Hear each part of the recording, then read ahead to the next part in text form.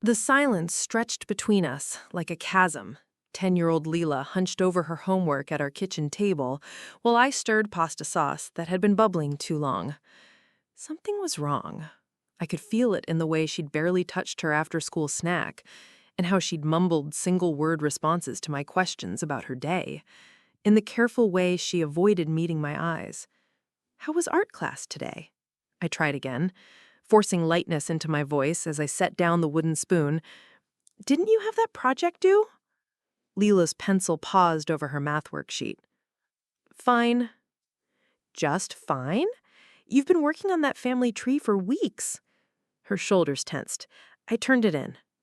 "Before we jump back in, tell us where you're tuning in from, and if this story touches you, make sure you're subscribed, because tomorrow I've saved something extra special for you." I moved closer, noting the defensive curve of her spine, the way she'd started chewing her bottom lip, a habit that surfaced whenever she was anxious. My heart clenched. Whatever was bothering her ran deeper than a bad grade or playground drama. "Sweetheart, look at me." She lifted her head reluctantly, and I caught my breath. Her dark eyes, so much like mine, held a confusion that seemed too heavy for someone her age. There were questions there, doubts that hadn't existed a few weeks ago. "Is everything okay? You seem," I searched for the right word, "distant lately." "I'm fine, Mom." The words came out too quickly, rehearsed. I pulled out the chair beside her and sat down, close enough to catch the faint scent of her strawberry shampoo. "Lila, you know you can tell me anything, right? Whatever it is, we can figure it out together." For a moment, her composure cracked. Her eyes welled up, and I saw the scared little girl beneath the brave facade. But then she blinked hard and looked away. "I just want to finish my homework." I wanted to push, to demand answers, but I learned that forcing Lila to talk only made her retreat further. Instead, I squeezed her shoulder gently. "Okay, but I'm here when you're ready." Later, while she brushed her teeth, I gathered her school papers from the kitchen table. Most were typical fourth-grade assignments, spelling tests, a book report on Charlotte's Web, math worksheets marked with encouraging stickers. But crumpled at the bottom of her backpack, I found something that made my blood run cold. A family information sheet, the kind schools sent home at the beginning of each year. In Lila's careful handwriting, she'd filled in her name, address, and birthday. But under primary guardian, she'd written Evelyn Reyes, grandmother. My name appeared nowhere on the form. I stared at the paper until the letters blurred. Evelyn Reyes, my mother. The woman who cut me from her life 10 years ago when I refused to marry Lila's father, when I chose to raise my daughter alone rather than trap myself in a loveless marriage for the sake of the family's precious reputation. "Mom!" Lila's voice made me jump. She stood in the doorway in her pajamas, toothbrush still in her mouth. I quickly folded the paper. "Just cleaning up, baby. Go rinse." But as I tucked the form away, my hands trembled. Why would Lila write her grandmother's name? We lived together, just the two of us. I was the one who packed her lunches, helped with homework, kissed her scraped knees. I was the one who had worked double shifts to afford this modest apartment, who'd built our life from nothing after my family disowned me. When Lila returned, I tried to keep my voice casual. "Honey, I noticed you mentioned Grandma Evelyn on one of your school forms. Is there a reason for that?" Her face went very still. "I don't know." "You don't know why you wrote her name instead of mine?" "Maybe I made a mistake." But she wouldn't look at me, and her voice had that same rehearsed quality from dinner. I knelt down so we were eye level. "Lila, has Grandma been talking to you about me?" Something flickered across her face. Fear? Guilt? She just says... She stopped, pressing her lips together. "What does she say?" "Nothing. It's nothing." She hugged me quickly, fiercely, as if she were afraid I might disappear. "I love you, Mom." "I love you too, sweetheart. So much." But as I tucked her into bed, her earlier words echoed in my mind. "Grandma says you're not around anymore." At the time, I'd thought she meant I was busy with work. Now, a terrible suspicion began to form. After Lila fell asleep, I sat at my kitchen table with a cup of cold coffee, staring at that crumpled form. My mother had always been controlling, obsessed with appearances and social standing. When I'd gotten pregnant at 28 by a man who turned out to be married, she'd been more concerned about what the neighbors would think than about my well-being. When I'd refused her demands to give up the baby or marry him anyway, she'd made her choice clear. I was no longer her daughter. But I'd never imagined she'd try to poison Lila against me. The thought made me physically ill. Whatever game my mother was playing, whatever lies she'd been whispering to my daughter during those weekend visits I'd foolishly allowed, it had to stop. Lila was confused, torn between two versions of reality, and it was destroying her. I looked toward her bedroom, where my beautiful, sensitive daughter was probably lying awake, worrying about things no 10-year-old should have to worry about. Whatever my mother had done, whatever she'd said, I would fix it. I would protect Lila from the same toxic manipulation that had nearly destroyed me. But first, I needed to know exactly what I was up against. The next morning, I dropped Lila off at school with an extra long hug and a promise to pick her up early. Her teacher, Mrs. Peterson, waved from the classroom door, but I caught something odd in her expression. Pity? Discomfort? Whatever it was, it made my stomach churn as I drove to work. I couldn't concentrate on anything that day. The insurance claims on my desk blurred together, phone calls went unanswered, and my boss finally told me to go home early. "You look like hell, Amelia. Whatever's wrong, deal with it." So, instead of going home, I drove back to Riverside Elementary. I'd been putting off having a real conversation with Principal Harris about Lila's recent behavior changes, but my daughter's withdrawn state and that disturbing family form had pushed me past my limit. I needed answers. The main office felt smaller than usual, cramped with parent volunteers and the usual after-school chaos. Mrs. Chen, the secretary, looked up from her computer when I approached. "Hi, Mrs. Reyes. Are you here to pick up Lila?" "Actually, I was hoping to speak with Principal Harris. Is he available?" Her fingers paused over the keyboard. "Oh, let me check." There it was again, that strange hesitation, as if my presence made people uncomfortable. I'd noticed it more frequently over the past few weeks, but I'd attributed it to my imagination. Now I wasn't so sure. Principal Harris emerged from his office moments later, a tall man in his 50s with kind eyes behind wire-rimmed glasses. But when he saw me, those eyes widened, and the color drained from his face. "Mrs.—" He stopped, staring at me like a ghost. "Mrs. Reyes?" "Yes, I was hoping we could talk about Lila. She's been acting strange lately, and I think something might be happening at school." He blinked several times, then looked around the office as if seeking confirmation that I was really standing there. Yes, of course. Please, come in." His office was decorated with children's artwork and motivational posters, but the warmth felt forced as he closed the door behind us. He gestured to a chair across from his desk, but remained standing, running a hand through his graying hair. This is very unexpected."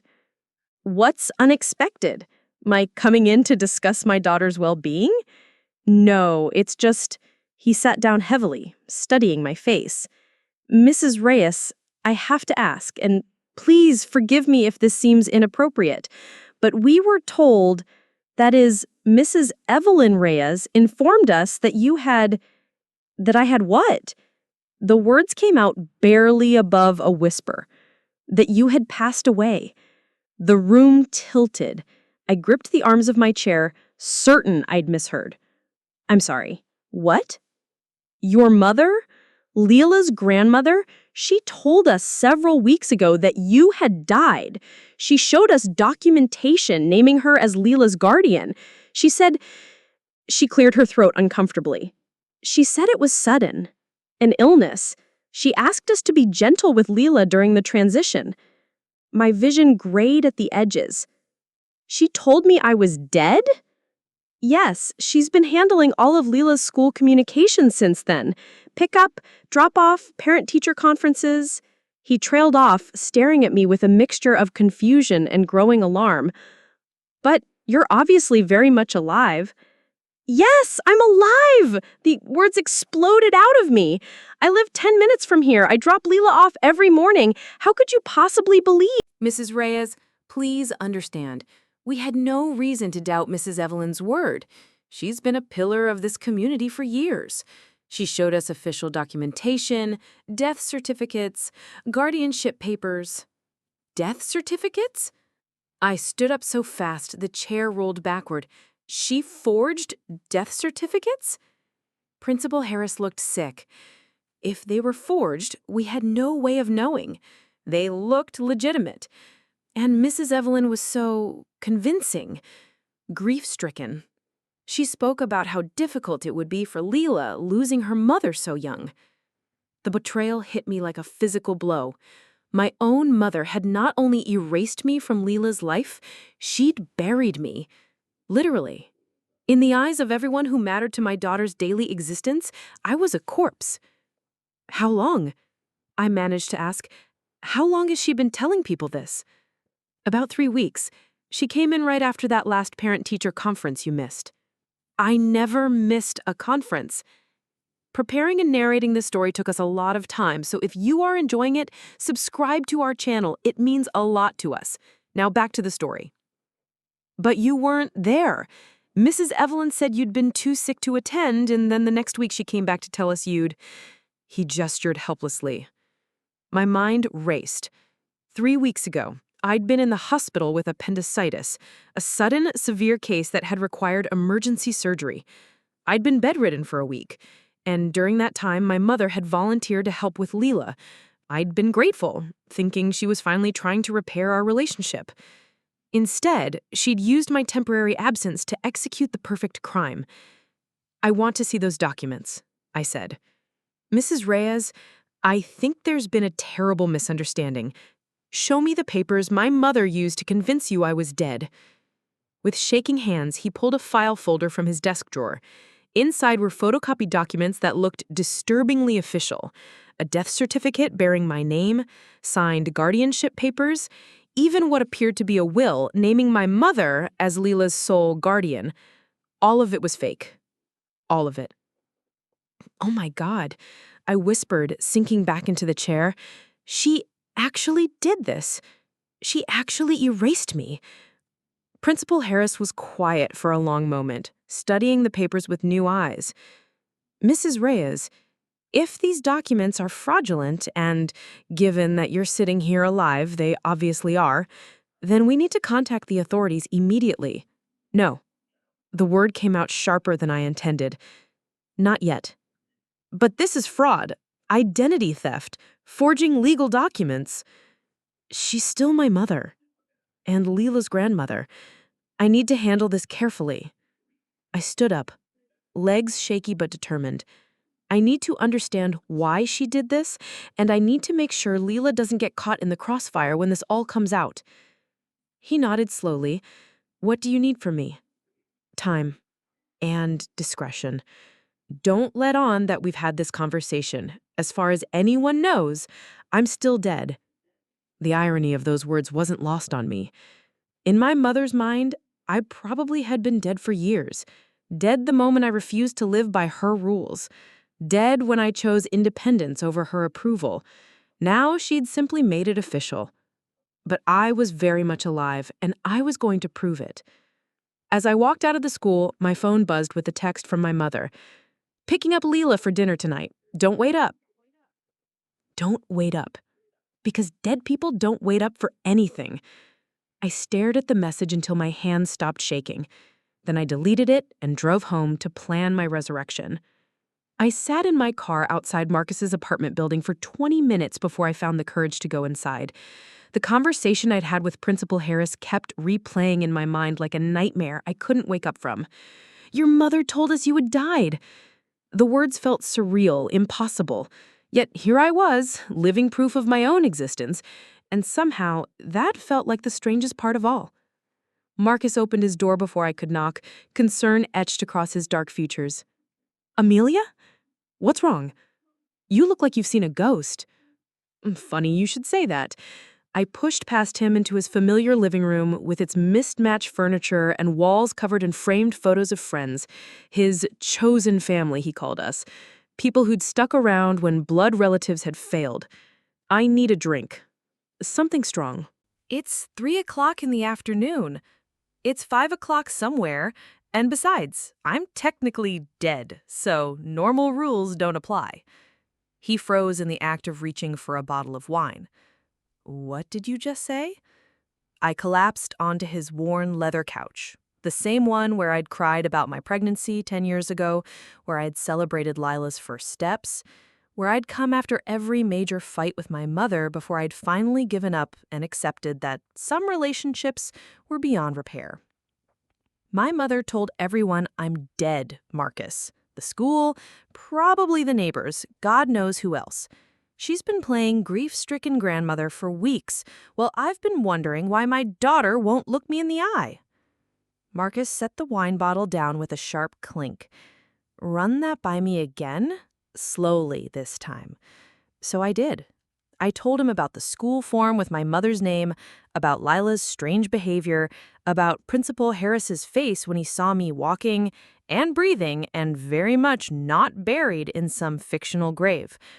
With each word, Marcus's expression grew darker. She forged death certificates, he said when I finished. Amelia, that's not just manipulation. That's several felonies. I know. I accepted the generous glass of wine he handed me and took a large sip. But it's also brilliant in a twisted way. Think about it. What's the one thing that would guarantee she'd get custody of Lila without any interference from me? Making you disappear permanently. Exactly. And not just physically. She's erased me from Lila's world entirely. In the eyes of everyone who matters, teachers, administrators, other parents, I never existed past 3 weeks ago. I'm not an absent mother or a neglectful one. I'm not someone who abandoned her child or lost custody. I'm just gone. Clean and simple. Marcus began pacing, his hands clenched into fists. That manipulative witch. I always knew she was toxic, but this is sociopathic. The worst part is how perfectly it explains everything. Lila's confusion, her withdrawal, the way she's been clinging to me lately. She doesn't know what to believe anymore. Half her world is telling her I'm dead, and the other half, me, is acting like everything is normal. Jesus. Marcus stopped pacing and stared at me. What kind of psychological damage is this doing to her? The question I'd been trying not to think about. My sweet, sensitive daughter was being told her mother was dead while simultaneously being cared for by that same supposedly deceased mother. The cognitive dissonance alone could traumatize her for life. I don't know, I whispered, but I can't let it continue. Damn right you can't. We're calling the police right now. No, I held up a hand to stop him. If I go to the authorities, this becomes a public mess. Court hearings, investigations, media attention maybe, and Lila gets dragged through all of it. As opposed to the current situation where she thinks her mother is some kind of zombie. She doesn't think I'm dead, that's the thing. She knows I'm alive because I'm right there every day. But she also believes her grandmother wouldn't lie to her. So she's caught between two impossible truths. Marcus sat down across from me, leaning forward with his elbows on his knees. Okay, so what's your plan? Because you have to do something. I confront her. Directly. Make her admit what she's done. And if she doesn't, she will. My mother is many things, but when cornered, she doesn't lie well. Her pride won't let her deny something she considers justified. You think she considers this justified? I thought about the last real conversation I'd had with my mother years ago when she'd told me I was dead to her. Not metaphorically dead, but actually dead in her mind. I'd shamed the family name, she'd said. I'd chosen my path and I could live with the consequences. Apparently, she decided living with the consequences was optional. She thinks she's saving Lila from me, I said finally.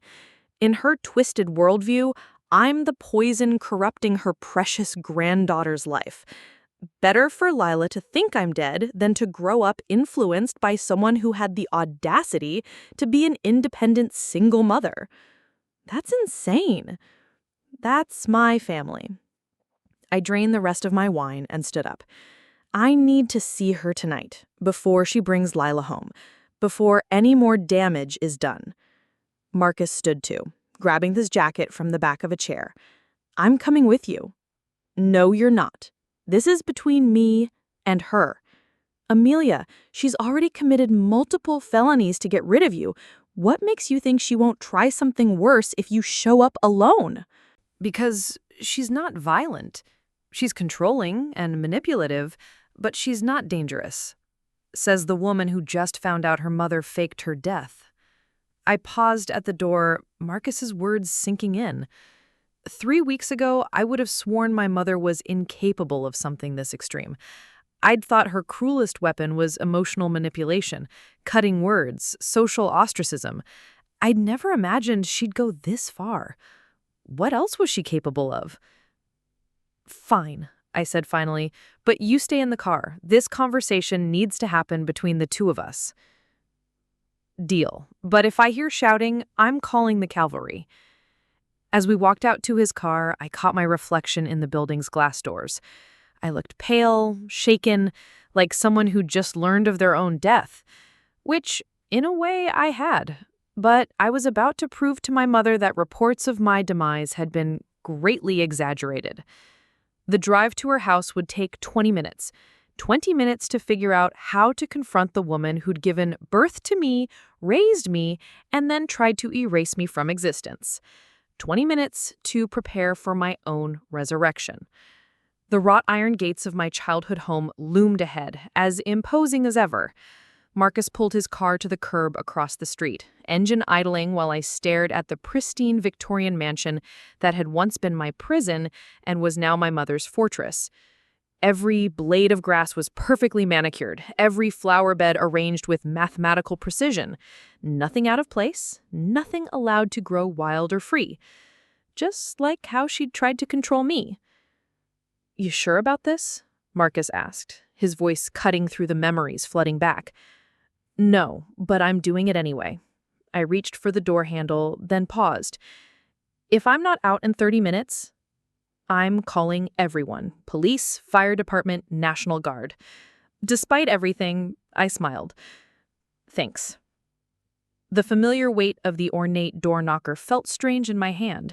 I'd been persona non grata here for so long that using the front entrance felt like trespassing. But I was done sneaking around, done accepting my mother's version of who I was allowed to be. Mrs. Pemberton, the housekeeper who'd worked for my family since I was a child, opened the door. Her face went through the same cycle of emotions I'd seen at the school. Confusion, shock, then something that looked almost like relief. Miss Amelia, but I thought, I know what you thought. Is my mother home? She nodded mutely and stepped aside. The foyer hadn't changed. Marble floors that clicked accusingly under my modest flats.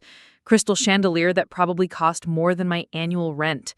Oil paintings of stern-faced ancestors who'd built the family fortune on real estate and ruthless social climbing.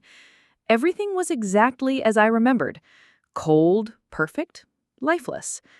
I found her in her favorite room, the one she called her sanctuary.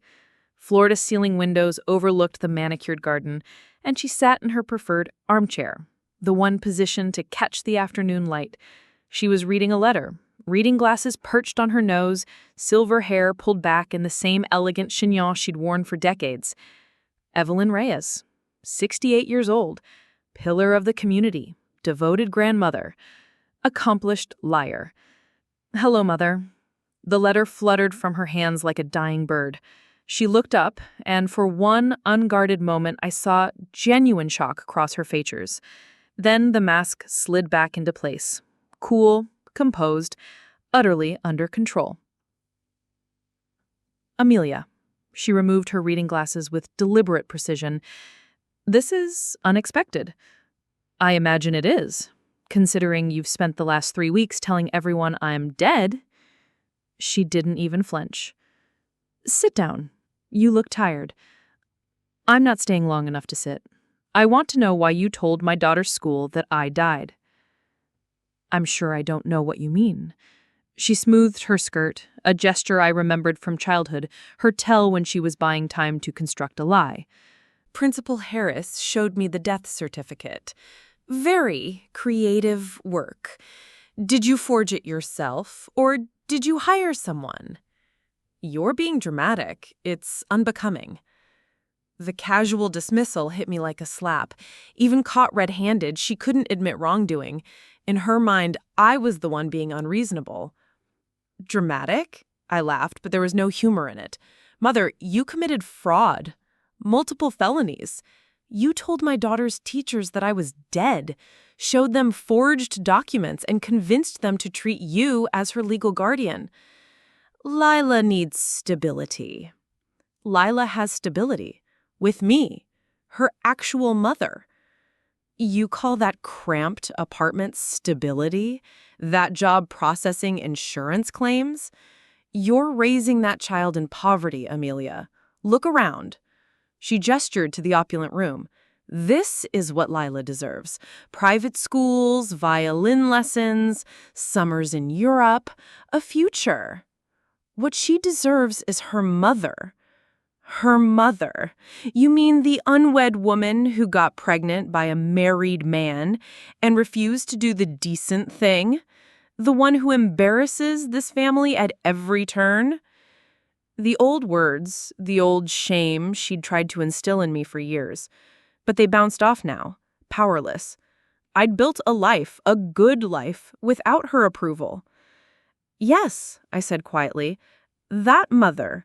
The one who loves her unconditionally. The one who would never lie to her about something as fundamental as whether her own parent was alive or dead. Sometimes kindness requires difficult choices. Kindness? The word exploded out of me. You call psychologically torturing a 10-year-old kindness? I call it protecting her from your influence. There it was, the truth she'd never admit directly, but which colored every interaction we'd ever had. In her mind, I was a contagion, something toxic that needed to be contained or eliminated. Protecting her from what, exactly? Love? Support? A mother who shows up for her every single day? A mother who chose disgrace over duty. A mother who teaches her that rules don't matter, that consequences don't exist.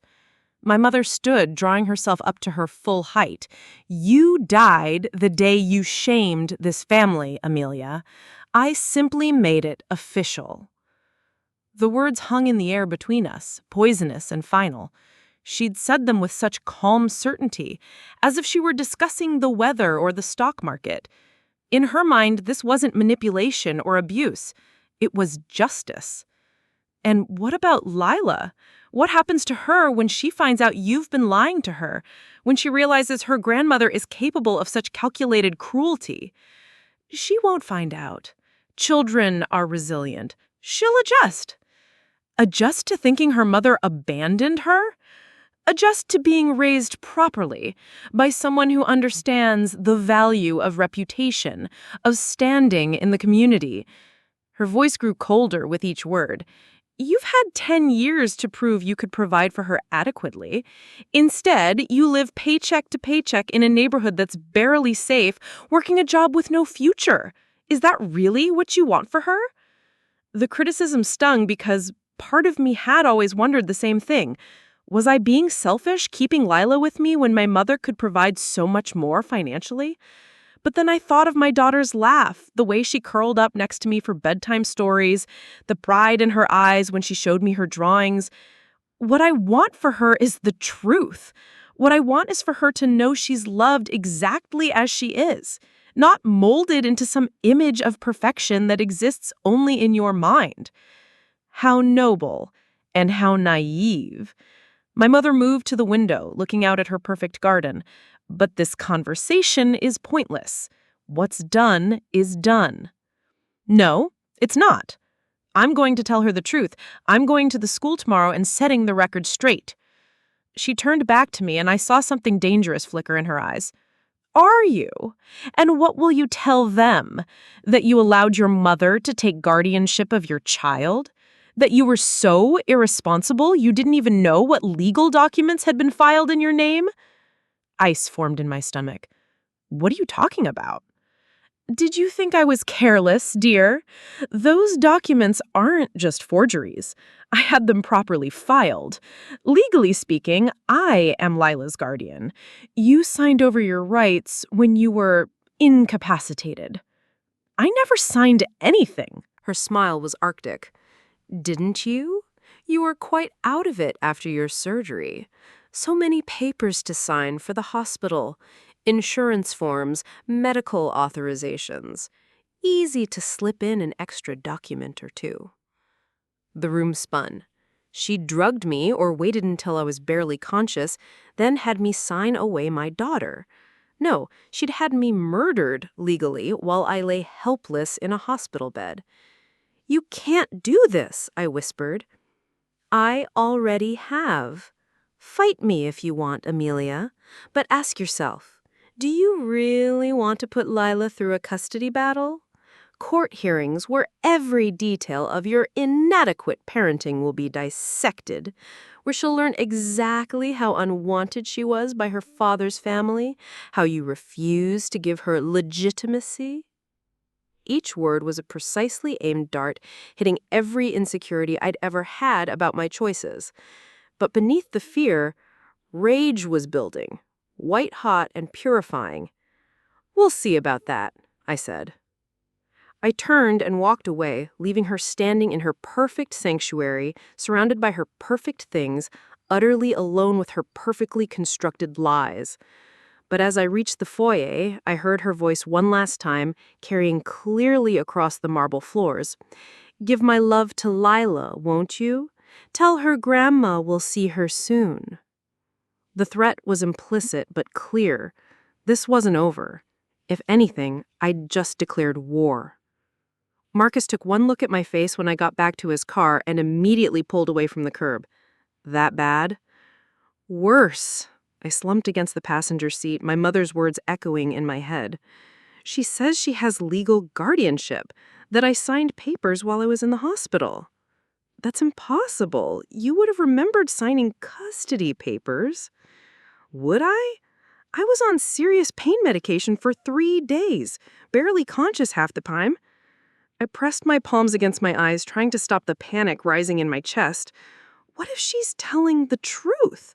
What if I actually did sign something? Then we'll find out. But first we need to get you a lawyer, someone who specializes in family law and custody disputes. I can't afford a family lawyer, Marcus, not the kind who could go up against my mother's resources. One problem at a time.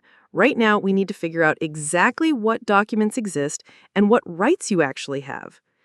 He pulled into a parking space outside a small cafe.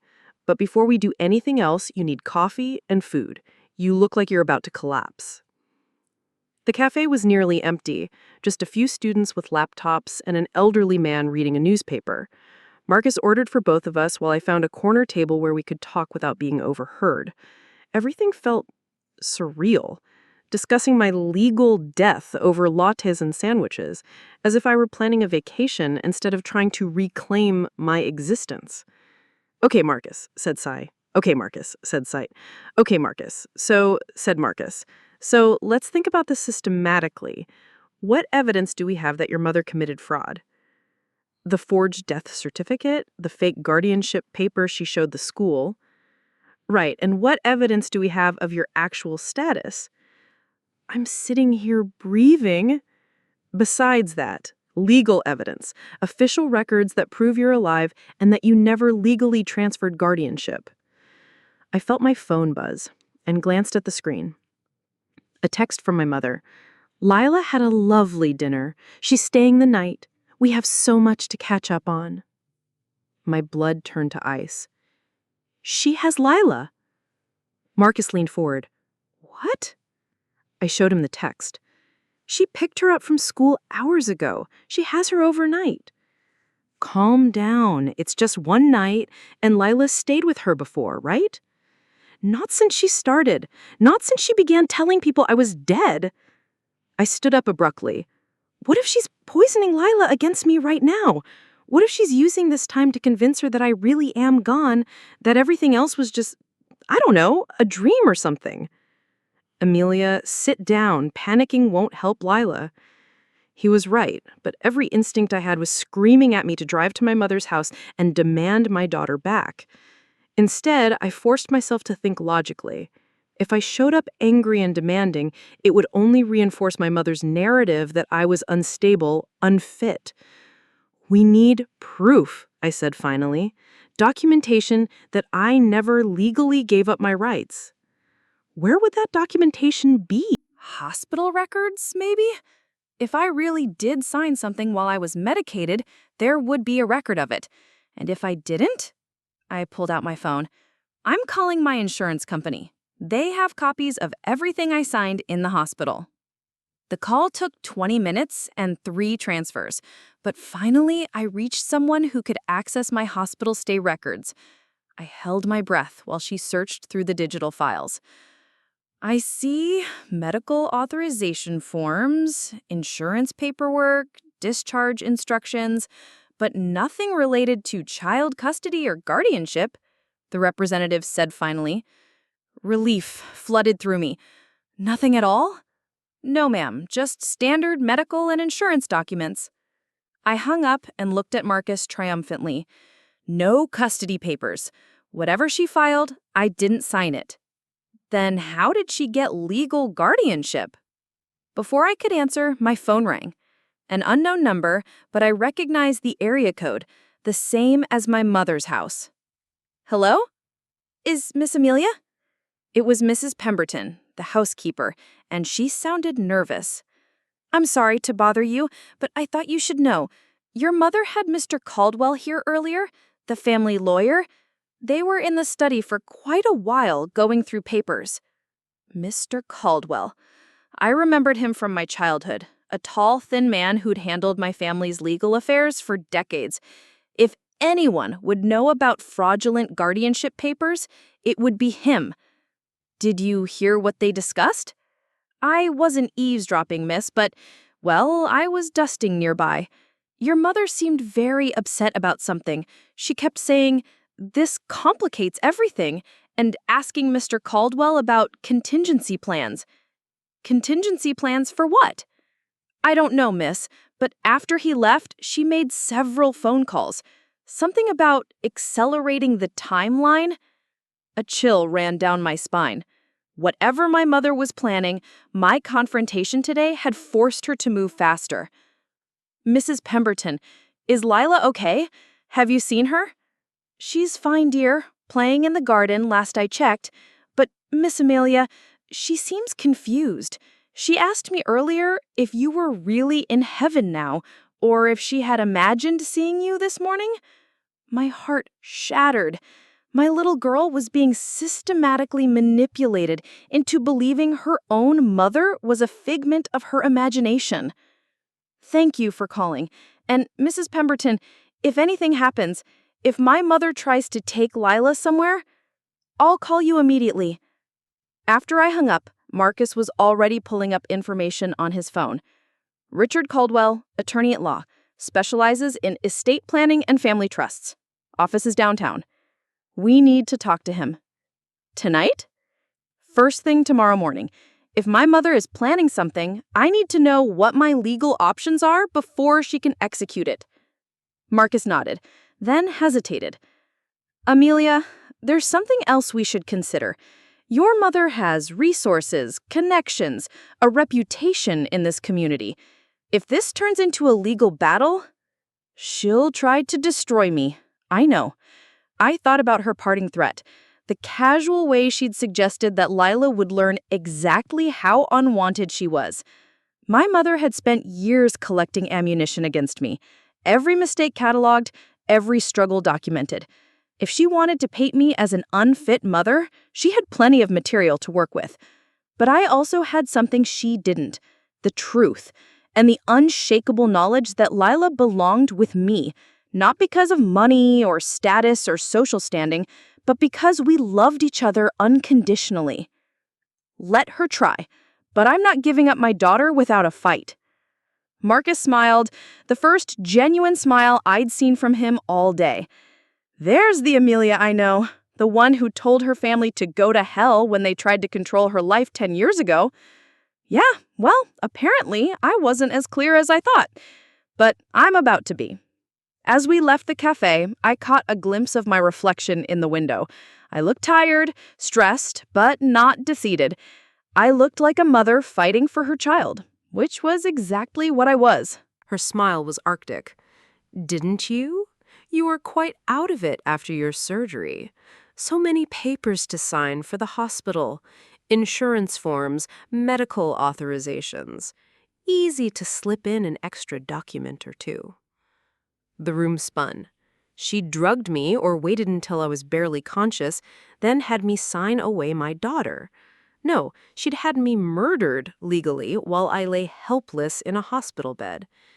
You can't do this, I whispered. I already have. Fight me if you want, Amelia. But ask yourself, do you really want to put Lila through a custody battle? Court hearings where every detail of your inadequate parenting will be dissected, where she'll learn exactly how unwanted she was by her father's family, how you refused to give her legitimacy. Each word was a precisely aimed dart, hitting every insecurity I'd ever had about my choices. But beneath the fear, rage was building, white-hot and purifying. We'll see about that, I said.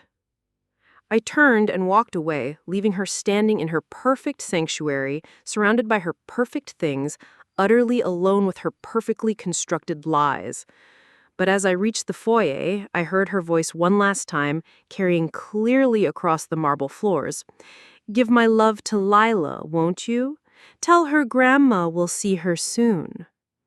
The threat was implicit but clear. This wasn't over. If anything, I'd just declared war. Marcus took one look at my face when I got back to his car and immediately pulled away from the curb. That bad? Worse. I slumped against the passenger seat, my mother's words echoing in my head.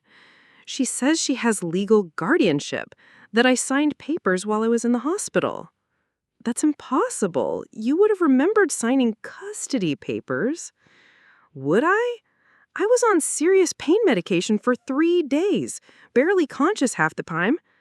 I pressed my palms against my eyes, trying to stop the panic rising in my chest. What if she's telling the truth? What if I actually did sign something? Then we'll find out. But first we need to get you a lawyer, someone who specializes in family law and custody disputes. I can't afford a family lawyer, Marcus, not the kind who could go up against my mother's resources. One problem at a time. Right now, we need to figure out exactly what documents exist and what rights you actually have. He pulled into a parking space outside a small cafe. But before we do anything else, you need coffee and food. You look like you're about to collapse. The cafe was nearly empty, just a few students with laptops and an elderly man reading a newspaper.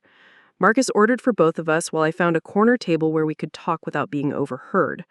Everything felt surreal, discussing my legal death over lattes and sandwiches, as if I were planning a vacation instead of trying to reclaim my existence. Okay, Marcus, said Cy. Okay, Marcus, said Sight. Okay, Marcus. Said Marcus. So let's think about this systematically. What evidence do we have that your mother committed fraud? The forged death certificate, the fake guardianship paper she showed the school. Right, and what evidence do we have of your actual status? I'm sitting here breathing. Besides that, legal evidence, official records that prove you're alive and that you never legally transferred guardianship. I felt my phone buzz and glanced at the screen. A text from my mother. Lila had a lovely dinner. She's staying the night. We have so much to catch up on. My blood turned to ice. She has Lila. Marcus leaned forward. What? I showed him the text. She picked her up from school hours ago. She has her overnight. Calm down. It's just one night, and Lila stayed with her before, right? Not since she started. Not since she began telling people I was dead. I stood up abruptly. What if she's poisoning Lila against me right now? What if she's using this time to convince her that I really am gone, that everything else was just, I don't know, a dream or something? Amelia, sit down. Panicking won't help Lila. He was right, but every instinct I had was screaming at me to drive to my mother's house and demand my daughter back. Instead, I forced myself to think logically. If I showed up angry and demanding, it would only reinforce my mother's narrative that I was unstable, unfit. We need proof, I said finally. Documentation that I never legally gave up my rights. Where would that documentation be? Hospital records, maybe? If I really did sign something while I was medicated, there would be a record of it. And if I didn't? I pulled out my phone. I'm calling my insurance company. They have copies of everything I signed in the hospital. The call took 20 minutes and 3 transfers, but finally I reached someone who could access my hospital stay records. I held my breath while she searched through the digital files. I see medical authorization forms, insurance paperwork, discharge instructions, but nothing related to child custody or guardianship, the representative said finally. Relief flooded through me. Nothing at all? No, ma'am, just standard medical and insurance documents. I hung up and looked at Marcus triumphantly. No custody papers. Whatever she filed, I didn't sign it. Then how did she get legal guardianship? Before I could answer, my phone rang. An unknown number, but I recognized the area code, the same as my mother's house. Hello? Is Miss Amelia? It was Mrs. Pemberton, the housekeeper, and she sounded nervous. I'm sorry to bother you, but I thought you should know. Your mother had Mr. Caldwell here earlier, the family lawyer. They were in the study for quite a while going through papers. Mr. Caldwell. I remembered him from my childhood, a tall, thin man who'd handled my family's legal affairs for decades. If anyone would know about fraudulent guardianship papers, it would be him. Did you hear what they discussed? I wasn't eavesdropping, miss, but, well, I was dusting nearby. Your mother seemed very upset about something. She kept saying, "This complicates everything," and asking Mr. Caldwell about contingency plans. Contingency plans for what? I don't know, miss, but after he left, she made several phone calls. Something about accelerating the timeline? A chill ran down my spine. Whatever my mother was planning, my confrontation today had forced her to move faster.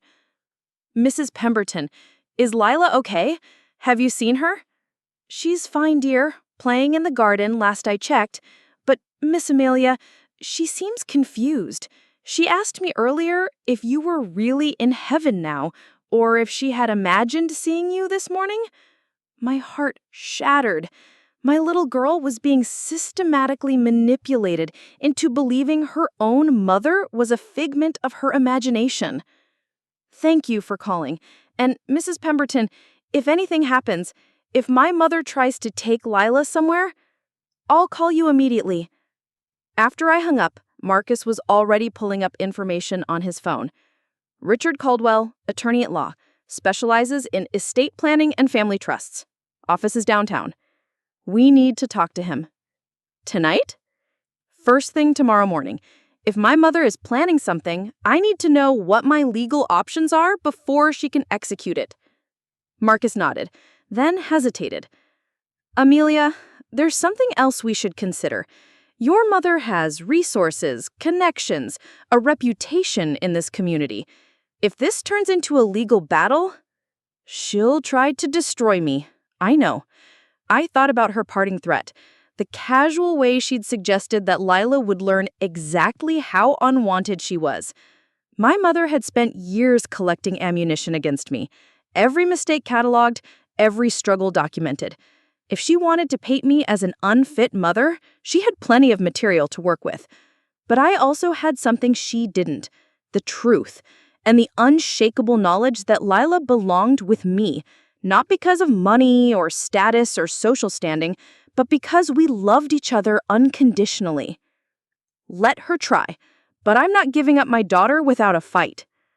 Marcus smiled, the first genuine smile I'd seen from him all day. There's the Amelia I know, the one who told her family to go to hell when they tried to control her life 10 years ago. Yeah, well, apparently I wasn't as clear as I thought, but I'm about to be. As we left the cafe, I caught a glimpse of my reflection in the window. I looked tired, stressed, but not defeated. I looked like a mother fighting for her child, which was exactly what I was. My mother might have declared me dead, but she was about to learn that I was very much alive, and I was done being quiet about it. The law offices of Caldwell & Associates occupied the top floor of one of downtown's older buildings, all dark wood paneling and leather-bound books that screamed establishment respectability. I'd called first thing in the morning, claiming a family emergency, and somehow managed to secure an appointment for 10 o'clock. Marcus had offered to come with me, but this felt like something I needed to handle alone. The receptionist, a woman in her 60s with steel gray hair and the same disapproving expression my mother perfected, looked me over with barely concealed disdain. My modest dress and discount store shoes clearly didn't meet her standards for the type of clientele who normally graced these halls. "Mr. Caldwell will see you now," she said finally, her tone suggesting I was an unwelcome interruption to more important matters. Richard Caldwell's office was exactly what I'd expected: floor-to-ceiling bookshelves, an imposing mahogany desk, and windows that offered a commanding view of the city below. The man himself was tall and thin, probably in his mid-60s, with the kind of silver hair that suggested distinguished wisdom rather than old age. He looked up from a stack of papers when I entered, and I saw the same shock I'd been encountering everywhere else. The difference was he recovered more quickly, his professional mask sliding into place. "Miss Reyes." He stood and gestured to a chair across from his desk. "Please, sit down. I have to say, this is quite unexpected." "So I've been told. I'm here about the guardianship papers my mother filed for my daughter." "Ah," he sat back down, steepling his fingers. "Yes, that was tragic business. Your mother was quite devastated by your passing. Except I didn't pass, as you can clearly see." His eyes narrowed slightly, the first crack in his professional demeanor. "I'm afraid I don't understand what you're implying." "I'm not implying anything. I'm stating it directly. My mother told everyone I was dead, including my daughter's school. She forged legal documents to support this lie. And apparently, she convinced you to help her file fraudulent guardianship papers." "That's a very serious accusation, Miss Reyes." His voice carried a warning edge. "I've been handling your family's legal affairs for over 20 years. Your mother is a respected member of this community, and I resent any suggestion that she would— Have you seen a death certificate?" The question stopped him mid-sentence. He blinked, clearly not expecting such a direct challenge. It's a simple question, Mr. Caldwell. When my mother came to you claiming I was dead, did you ask to see proof, a death certificate, medical records, anything that would verify her claim?" His silence was answer enough. I opened my purse and pulled out a folder I'd prepared that morning. "This is a copy of my medical records from my recent hospitalization. As you can see, I was treated for appendicitis and released in stable condition. No mention of death anywhere." I placed the papers on his desk, then added another document. "This is a statement from my insurance company confirming that I never signed any custody or guardianship papers while hospitalized. And this," I added a third paper, "is a copy of my driver's license renewed just last week. Pretty impressive for a dead person." Mr. Caldwell picked up the documents with shaking hands, scanning through them quickly. The color was slowly draining from his face. "Miss Reyes, if what you're saying is true, it is true. The question is, what are you going to do about it? He set the papers down and removed his glasses, cleaning them with nervous precision. I need to understand exactly what happened. Your mother came to me 3 weeks ago, distraught about your passing. She said it had been sudden, that you died of complications from your surgery. She needed emergency guardianship papers for Lila to ensure the child's care wouldn't be interrupted. And you just took her word for it? She's been a client for decades. I had no reason to doubt. He trailed off, realizing how weak that sounded. The circumstances seemed urgent, a child needed care, and your mother was the obvious choice as next of kin. Did she show you any documentation of my supposed death?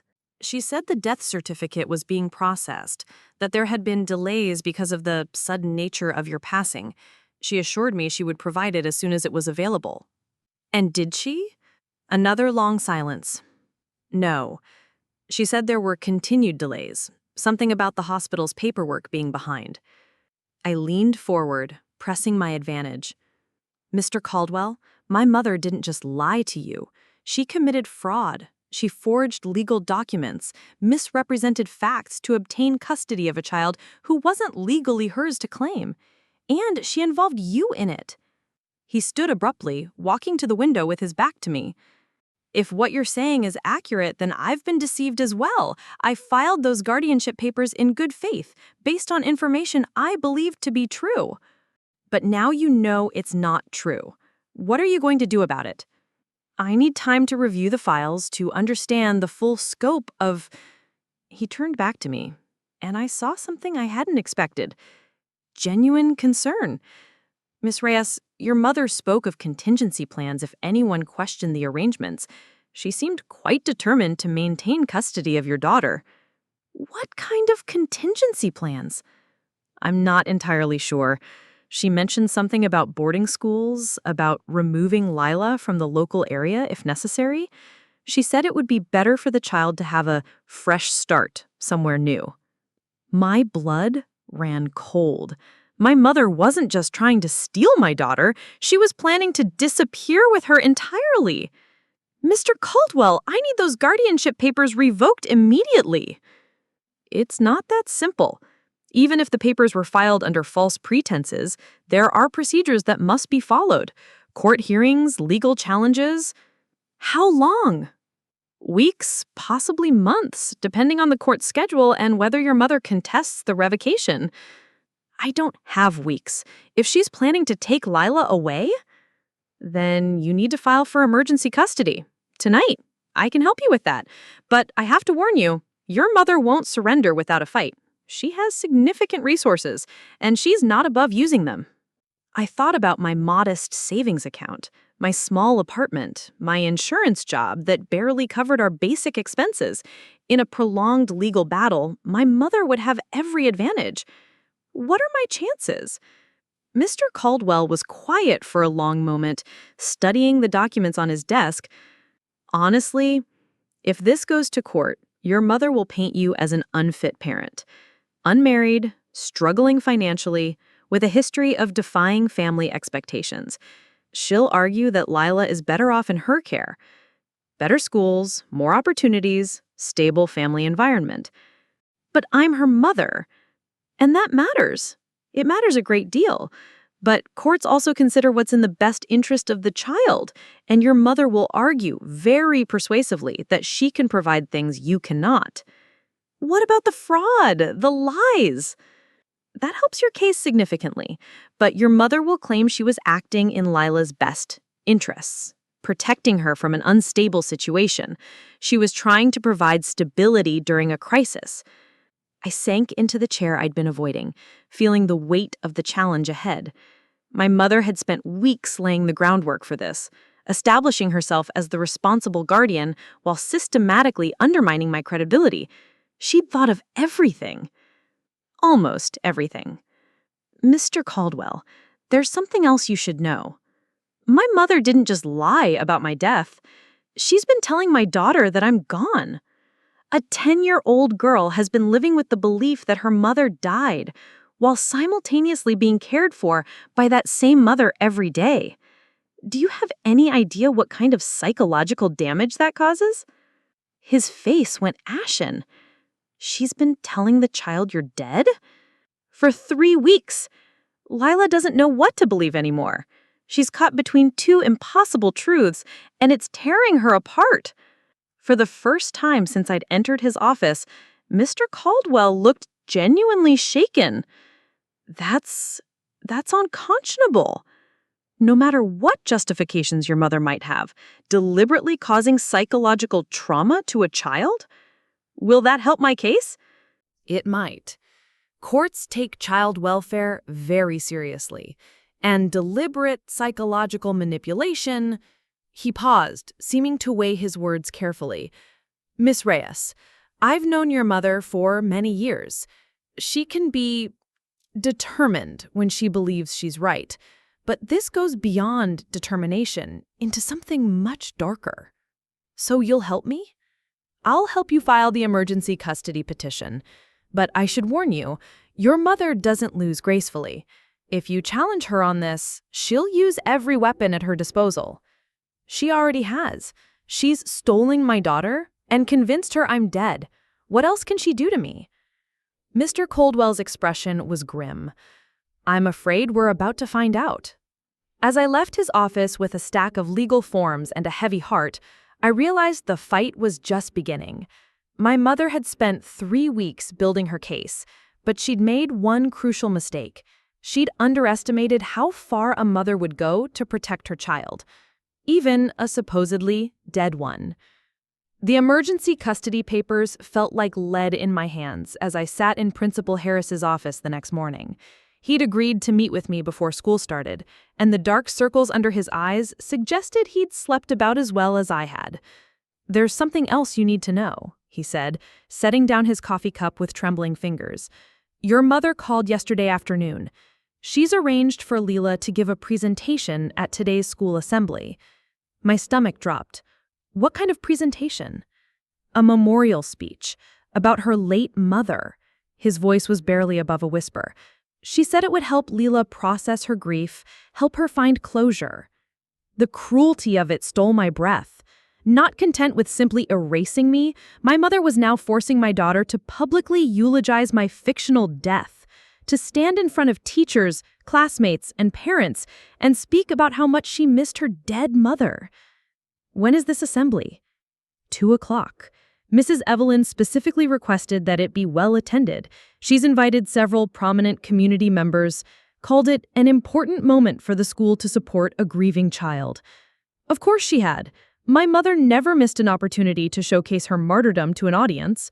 She'd turn Lila's trauma into a performance, complete with witnesses to validate her narrative. I need to be there. Principal Harris shifted uncomfortably. Mrs. Reyes, given the, unusual circumstances, perhaps it would be better if what? If I let my daughter stand up there and talk about her dead mother while I sit at home pretending it's not happening? I leaned forward, meeting his eyes. She's going to see me walk into that auditorium, and she's going to realize that everything her grandmother told her was a lie. The shock could be traumatic for her. More traumatic than being forced to believe her mother is dead? More traumatic than being psychologically manipulated for weeks? I pulled out my phone and showed him the custody papers. I filed for emergency custody. Mr. Caldwell is representing me. This ends today. He studied the legal documents, his expression growing more troubled with each page. Your mother won't take this well. She's quite invested in maintaining control of the situation. I'm counting on it. When she loses control in front of all those witnesses she invited, everyone will see exactly what she really is. Marcus had wanted to come with me, but I needed to do this alone. This was about more than just reclaiming my daughter. It was about reclaiming my identity, my place in the world my mother had tried to erase me from. Every teacher who believed I was dead, every parent who'd offered condolences to my grieving child, every person who'd accepted my mother's lies without question, they all needed to see the truth. What do you need from me? Principal Harris asked finally. Just don't let her leave with Lila after the assembly. Whatever excuse she gives, whatever plans she claims to have, Keep them here until I can arrive. And if she refuses, then call the police. I have legal grounds now. I stood up, feeling steadier than I had in days. Principal Harris, I know this puts you in a difficult position. My mother has been a pillar of this community for decades. But what she's done to Lila, what she's put that child through, it's unconscionable. He nodded slowly. I became an educator to protect children. Mrs. Reyes, whatever your mother's intentions, deliberately confusing a child about something as fundamental as her parents' existence, that's not protection. That's abuse. As I walked back to my car, I thought about Lila getting ready for school this morning, probably nervous about her presentation, probably trying to find the right words to honor a mother she believed was gone forever. The image made my chest tight with rage and heartbreak. But in a few hours, she'd see me walk through those auditorium doors, very much alive, very much her mother. The lies would crumble, the manipulation would be exposed, and my daughter would finally know the truth. My mother had chosen her stage carefully, but she'd made one crucial miscalculation. She'd invited witnesses to what she thought would be her triumph, but they'd actually be witnessing her downfall. The dead, as it turned out, were remarkably good at making dramatic entrances. The auditorium was fuller than I'd expected when I slipped through the back doors at exactly 2:15. My mother had clearly leveraged every social connection she had. I recognized several city council members, the mayor's wife, prominent business owners, and what seemed like half the school's parent population. She'd turned this into an event, a showcase of community support for a grieving family. From my position in the back, I could see the stage where a small podium had been set up. My mother sat in the front row, resplendent in an elegant black dress that managed to be both mourning-appropriate and subtly expensive. The picture of a devoted grandmother bearing her burden with grace. Principal Harris took the podium first, his voice carrying across the hushed auditorium. Thank you all for joining us today for this special presentation. As many of you know, one of our 4th grade students, Lila Reyes, recently lost her mother. Today, she'd like to share some memories and thoughts about the woman who meant so much to her. A collective murmur of sympathy rippled through the crowd. I saw several people reach over to pat my mother's shoulder, offering comfort to the grieving grandmother who'd stepped up to care for her orphaned granddaughter. Then Lila walked onto the stage. My heart shattered and mended itself in the same instant. She looked so small up there, wearing a navy blue dress I didn't recognize, something my mother had obviously bought for the occasion. Her dark hair was pulled back in a formal style that made her look older, more serious than any 10-year-old should have to look. She approached the microphone with careful steps, carrying a piece of paper that shook slightly in her hands. When she looked out at the audience, I saw the confusion that had been haunting her for weeks, the weight of trying to reconcile impossible truths.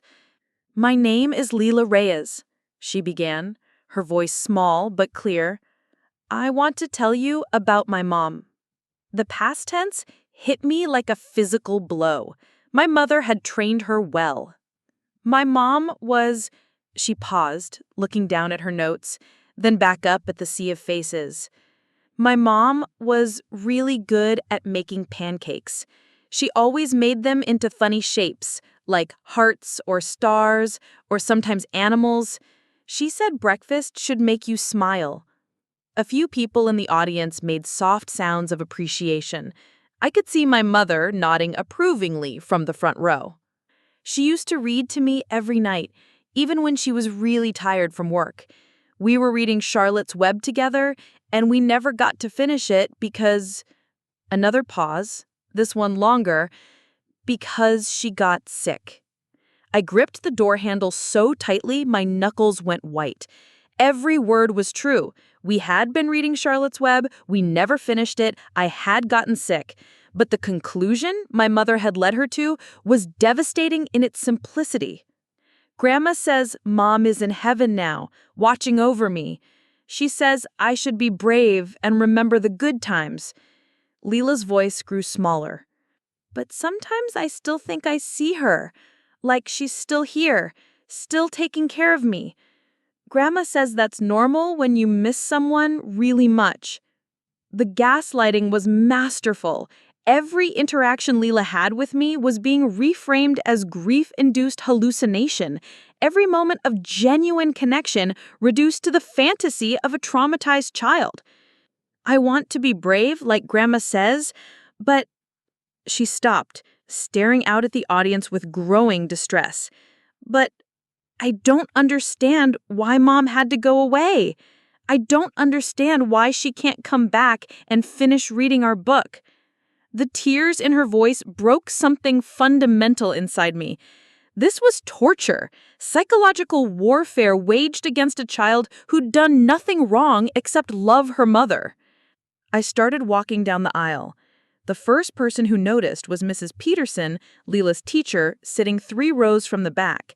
Her face went through the now familiar cycle of confusion and shock, and she grabbed the arm of the woman sitting next to her. Then others began to turn, following her gaze, and a ripple of whispers started spreading through the crowd. Is that? But I thought, oh my God. Principal Harris saw me next, his eyes widening as I continued my steady progress toward the stage. He looked like he was seeing a ghost, which, in the context everyone had been given, he was. My mother must have sensed the disturbance because she turned in her seat and I saw her face go through an expression I'd never seen before, pure, undiluted terror. Not the shock others were experiencing, but the fear of someone whose carefully constructed world was about to collapse. "Mom?" Lila's voice cut through the growing murmur of the crowd, small and confused and desperately hopeful. I reached the front of the auditorium and looked up at my daughter, this brave little girl who'd been forced to eulogize her living mother. "Hi, baby. I'm here." The paper fell from her hands as she stared down at me, her face cycling through disbelief, hope, and something that might have been relief.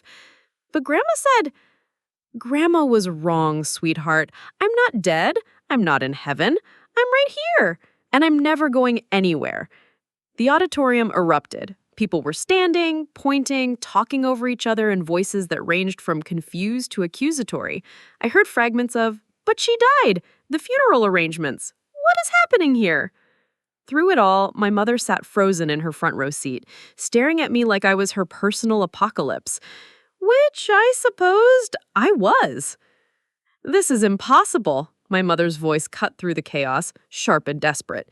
She stood, turning to address the confused crowd rather than look at me. "You're all seeing... This is clearly some kind of... Some kind of what, Mother?" I climbed the steps to the stage, never taking my eyes off Lila. Some kind of miraculous resurrection. Or maybe just proof that you've been lying to everyone for weeks. The whispers grew louder, more urgent. I could see people pulling out phones, some probably calling others to share the shocking news, others likely recording what was becoming the most dramatic event in Riverside Elementary's history. "Lila, come here," my mother commanded, her voice taking on the authoritative tone she'd perfected over decades. "Come away from whatever this is." But Lila didn't move toward her grandmother. Instead, she stepped closer to me, her small hand reaching out tentatively, as if afraid I might disappear if she touched me. "You're really real?" she whispered. "I'm really real, baby. I've always been real. I never went anywhere." I knelt down so we were eye level, keeping my voice gentle despite the fury racing through my veins. "I've been here every day, making your breakfast, helping with homework, reading stories. Do you remember?" Her face crumpled with confusion and relief in equal measure. "But Grandma said you died. She showed me pictures of flowers. Said they were from your funeral. She said I had to be brave because you couldn't take care of me anymore." A collective gasp went up from the audience. The cruelty of showing a child fake funeral flowers, of forcing her to process fabricated grief, was beginning to sink in for everyone present. "Mrs. Evelyn," Principal Harris approached the front row, his voice carefully controlled. "I think we need to discuss this situation privately." There's nothing to discuss, my mother snapped, but her composure was cracking. The woman who'd built her reputation on perfect control was watching it disintegrate in front of the very audience she'd invited to witness her triumph. This person, this woman, she abandoned her child. I've been caring for Lila because her mother wasn't fit to. I've been caring for Lila every single day. I live with her. I work to support her. I was in the hospital for 3 days with appendicitis, and somehow you twisted that into an opportunity to convince everyone I was dead. Mr. Caldwell stepped forward from somewhere in the crowd, his presence adding legal weight to the moment. Mrs. Evelyn, the guardianship papers you filed, they were based on false information. Mrs. Amelia Reyes is very much alive and has filed for emergency custody of her daughter. She's unfit! My mother's voice rose to nearly a shout. Look at how she lives, what she can provide. Lila deserves better than a cramped apartment and a mother who can barely. Mom takes good care of me. Lila's voice was small but clear, cutting through her grandmother's tirade. She makes my lunch every day and checks my homework and reads to me at night. She's not dead, Grandma. She's been here the whole time. The simplicity of a child's truth was devastating. In a room full of adults who'd been manipulated by sophisticated lies and forged documents, a 10-year-old girl had just provided the clearest testimony of all. My mother's face went through a series of expressions: rage, desperation, and finally something that looked almost like grief. "You don't understand," she said, but her voice had lost its commanding edge. "I was trying to protect you. Your mother, she makes choices that hurt people. She always has." "The only person making choices that hurt people is you," I said quietly. "You terrorized your own granddaughter to satisfy your need for control. You committed fraud, forged legal documents, and psychologically abused a child. I gave her stability. I gave her a proper home, proper education, You gave her trauma. You made her believe her mother was dead while that same mother was caring for her every day. Do you have any idea what kind of damage that does to a child's mind?" For the first time, I saw uncertainty flicker across my mother's face. She looked around the auditorium, at the faces of people she'd socialized with for decades, people whose opinion had always mattered more to her than anything else. And she saw judgment, disapproval, horror at what she'd done. "I was trying to save her from you," she whispered, but the fight had gone out of her voice. "No," I said firmly, "you were trying to save your image.